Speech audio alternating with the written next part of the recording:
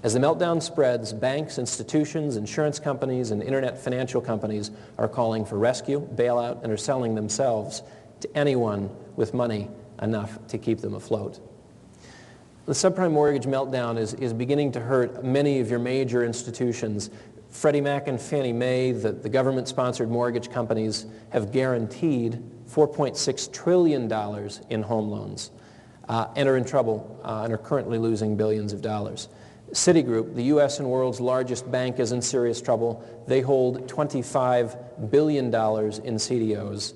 They wrote off $16 billion in the fourth quarter of 2007, lost an additional $11.3 billion in the first quarter of 2008, and are laying off up to 45,000 employees. They're selling off $12 billion in branches and subsidiaries. They received a $7.5 billion bailout loan and investment from the Abu Dhabi Investment Group. So through that, the Abu Dhabi Investment Group now owns 5% of Citigroup. They're seeking an additional $14 billion in bailout funds from the Chinese and Kuwait governments as of mid-January. They've already cut their dividend by 40%, and they're writing down an additional, write-downs are different than outright losses, write-downs to the tune of $14 billion since mid-January to the present.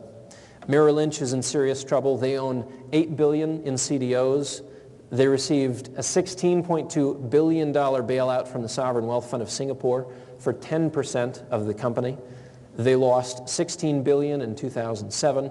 Will write down an additional $16 billion in the first quarter of this year, it's estimated.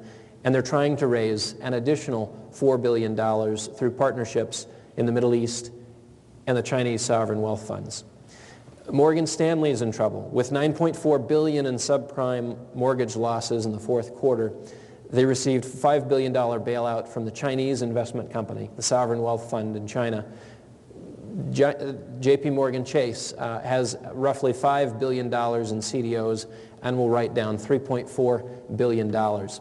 J.P. Morgan has the nation's largest derivative exposure, an unbelievable $90 trillion. It should be noted that the Bear Stearns bailout was very strategic. It bought them time. They were lobbying last week to have an 18-month stay for their capital records. They won't have to report their capital levels, and thus that keeps the federal authorities from coming in and more heavily scrutinizing and regulating them in a time of crisis. So what they did by buying Bear Stearns was essentially buy themselves 2 to 3 years. Now they have perfect excuses for anything that's synonymous with shenanigans or major losses on their own balance sheet. They can just blame it at Bear Stearns. Bear Stearns had 2 of its subprime funds collapse in 2007. Again, what's the value of mortgage-backed securities? In the case of Bear Stearns, this was in June. This is last year. It ended up being 0. And now they are being sued by Barclays Bank from England for losses in those funds. They were bought out from near bankruptcy in March for about 12% of book value, $10 a share. Book value was roughly $84 a share, so at a steep discount. Washington Mutual lost $3.7 billion in the mortgage crisis and is closing 190 of its 336 home loan offices. They're shaving off 3,000 jobs.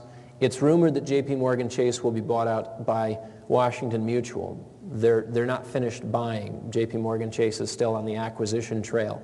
That's less likely as of last week because the Texas Pacific Group gave them a $5 billion cash infusion into the company. Blackstone Group, the U.S. largest private equity group, sold 10% of its equity to the Chinese Sovereign Wealth Fund for a $3 billion total, and then additionally raised funds by sharing with the general public and doing an IPO in 2007, which, by the way, is down 50% since their initial public offering. HSBC, Europe's biggest bank, is in trouble and is expected to sell its $13 billion auto finance business. UBS lost $13.4 billion in the U.S. subprime mortgage. And again, this is a Swiss-based company. They have a brokerage branch here because they merged with Paine-Webber, but most of their banking exposure and most of their money management is out of Switzerland. So $13.4 billion in U.S. subprime mortgages with further huge losses expected. In fact, UBS has $20 billion in CDOs and as of the first quarter of '08 has written down an additional $19 billion. So the total for UBS, as I mentioned earlier, is now close to $40 billion in credit crisis losses. European Bank suspended trading in the $2.8 trillion market for mortgage debt known as covered bonds. This was in November of 2007. This had been Europe's main source for financing home lenders. Money market funds are also in trouble. Infected by subprime mortgages and credit derivatives, more than a dozen have been shut down. Bank of America closed its high-yield money fund after a run reduced the fund from $40 billion to $12 billion in late 2007, and over $5 billion in bailouts of failing money market funds since last quarter of 2007.